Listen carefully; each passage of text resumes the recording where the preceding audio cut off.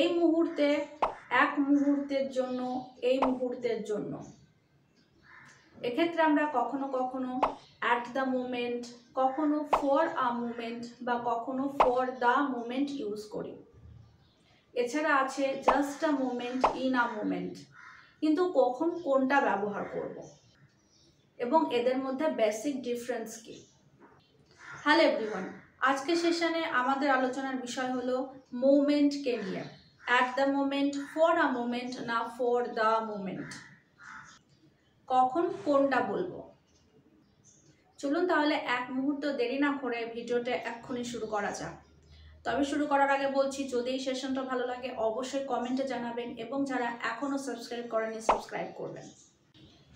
প্রথমটা হলো এই মুহূর্তে, এর জন্য আমরা ব্যবহার করব at the moment. At the moment, at the moment আমরা সেন্টেন্সের প্রথমেও লিখতে পারি, শেষেও লিখতে পারি, সেন্টেন্সের ধরন অনুসারে। এই মুহূর্তে আমরা কি করছি বা এই মুহূর্তে আমাদের কি অবস্থা সেটা বলতে আমরা অ্যাট দ্য মোমেন্ট ইউজ করি। যেমন এই মুহূর্তে আমি একটু ব্যস্ত আছি, এই মুহূর্তে আমি একটু ব্যস্ত আছি, তাহলে আমি একটু ব্যস্ত আছি। I am a bit busy, I am a bit busy. এই মুহূর্তে, at the moment, I am a bit busy at the moment. এই মুহূর্তে সে কারোর সাথে ডেট করছে না, সে কারোর সাথে ডেট করছে না। He is not dating anyone, he is not dating anyone. এই মুহূর্তে, at the moment, he is not dating anyone at the moment. এই মুহূর্তে তার কাছে কোনো টাকা নেই, তার কাছে কোনো টাকা নেই। He has no money, he has no money at the moment. এই মুহূর্তে, he has no money at the moment. পরের সেন্টেন্স, এই মুহূর্তে আমি বেকার, এই মুহূর্তে আমি বেকার। এই মুহূর্তে আমরা আগে লিখতে পারি অ্যাট দ্য মোমেন্ট আমি বেকার, I am unemployed. At the moment I am unemployed. এই মুহূর্তে আমি বেকার। এই মুহূর্তে কেউ তার যত্ন নিচ্ছে না, এই মুহূর্তে কেউ তার যত্ন নিচ্ছে না। এই মুহূর্তে, অ্যাট দ্য মোমেন্ট, কেউ তার যত্ন নিচ্ছে না, কেউ তার যত্ন নিচ্ছে না। নো ওয়ান, কেউ না, এর ক্ষেত্রে আমরা ব্যবহার করব no one. No one is taking care of him, no one is taking care of him. No one, anybody, any one, everybody, এসব ক্ষেত্রে আমরা ইজ ব্যবহার করি, আর নয়। এই মুহূর্তে কেউ আমার সাথে কথা বলছে না। At the moment no one is talking to me. At the moment no one is talking to me. পরেরটা, এক মুহূর্তের জন্য। এক মুহূর্তের জন্য, এক্ষেত্রে আমরা যে ফ্রেজটা ব্যবহার করব সেটা হলো for a moment. For a moment, for the moment নয়, for a moment. For a moment means any moment that happened in the past, present or future. For a moment সেন্টেন্সের প্রথমে বসতে পারে, মাঝখানে বসতে পারে, শেষেও বসতে পারে। যেমন এক মুহূর্তের জন্য আমি ঘুমিয়ে গিয়েছিলাম, এক মুহূর্তের জন্য আমি ঘুমিয়ে গিয়েছিলাম। এক মুহূর্তের জন্য, এটা আমরা প্রথমেও লিখতে পারি, শেষেও লিখতে পারি। ফর আ মোমেন্ট আমি ঘুমিয়ে গিয়েছিলাম, I dozed off, I dozed off. Doze off মানে ঝিমানো, অর্থাৎ দিনের বেলায়, বেসিক্যালি দিনে বোঝাতে যখন আমরা দিনে একটু ঘুমিয়ে পড়ি সেটাকে ডোজ অফ বলা হয়। তবে এখানে ফেল অ্যাসলিপ এটাও আমরা ব্যবহার করতে পারি। I dozed off for a moment অথবা for a moment I dozed off. এক মুহূর্তের জন্য আমি তার সাথে কথা বলতে চাই, এক মুহূর্তের জন্য আমি তার সাথে কথা বলতে চাই, আমি তার সাথে কথা বলতে চাই। আই ওয়ান্ট, আমি চাই। আই ওয়ান্ট, কথা বলতে, টু টক, তার সাথে, টু হিম অথবা to her. I want to talk to him, I want to talk to her. এক মুহূর্তের জন্য, for a moment. I want to talk to him for a moment. I want to talk to her for a moment. দয়া করে এক মুহূর্তের জন্য এখানে অপেক্ষা করুন, দয়া করে এক মুহূর্তের জন্য এখানে অপেক্ষা করুন। দয়া করে, প্লিজ।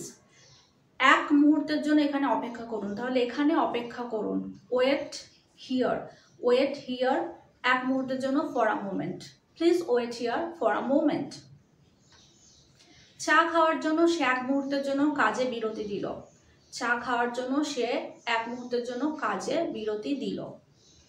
সে কাজে বিরতি দিল।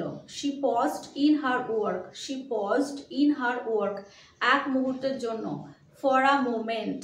কিসের কারণে? চা খাওয়ার জন্য বা চা পান করার জন্য। To have some tea.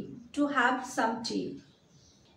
She paused in her work for a moment to have some tea. এবার আসি এই মুহূর্তের জন্য। এই মুহূর্তের জন্য অর্থাৎ for the moment. For the moment অথবা for this moment. For the moment means the moment which is occurring right now, অর্থাৎ যে মোমেন্টটি এখন ঘটছে। কিন্তু এখানে একটা টুইস্ট আছে। For the moment অর্থাৎ যে ঘটনাটি এখন ঘটছে সেটা এখন ঘটলেও ভবিষ্যতে বদলে যেতে পারে। এক্ষেত্রে আমরা for the moment বা for this moment এই ফ্রেজটি ব্যবহার করব। যেমন এই মুহূর্তের জন্য তোমার উপর আমি সিদ্ধান্ত ছেড়ে দিলাম। For the moment I leave you to make all the decisions.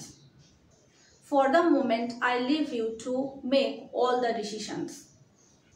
এই মুহূর্তের জন্য তার চাকরি নিরাপদ। এই মুহূর্তের জন্য তার চাকরি নিরাপদ। এই মুহূর্তের জন্য for the moment. For the moment his job is secure. For the moment his job is secure. এই মুহূর্তের জন্য সম্ভবত আমরা এখানেই থাকবো। এই মুহূর্তের জন্য সম্ভবত আমরা এখানেই থাকবো। এই মুহূর্তের জন্য for the moment সম্ভবত আমরা এখানেই থাকবো।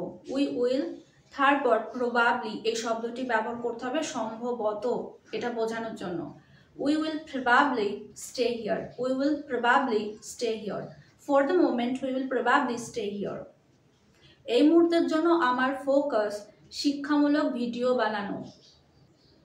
এই মুহূর্তের জন্য for the moment আমার ফোকাস হলো my focus is on কিসের উপর? On making educational videos. For the moment my focus is on making educational videos. At the moment, for a moment এবং for the moment এগুলো ছাড়াও আরো দুটি phrase আছে মোমেন্ট দিয়ে। সেটা হলো in a moment এবং just a moment. In a moment কখন ব্যবহার করব? যখন শর্ট টাইম বোঝাবে, অল্প মুহূর্তের জন্য যখন বোঝাবে তখন আমরা in a moment ব্যবহার করব। যেমন I will explain that in a moment. I will explain that in a moment. কিন্তু just a moment কখন ব্যবহার করব?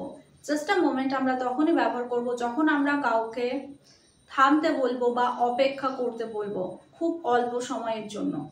তখন আমরা just a moment এই ফ্রেজটি ব্যবহার করব। যেমন just a moment I am almost done. Just a moment I am almost done.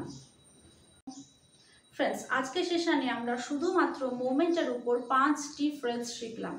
At the moment, for a moment, for the moment, just a moment এবং in a moment. তো দেখা হচ্ছে next সেশনে এবং এই সেশনটা কেমন লাগলো অবশ্যই কমেন্টে জানাবেন। ততক্ষণ সবাই ভালো থাকবেন, সুস্থ থাকবেন। Thank you.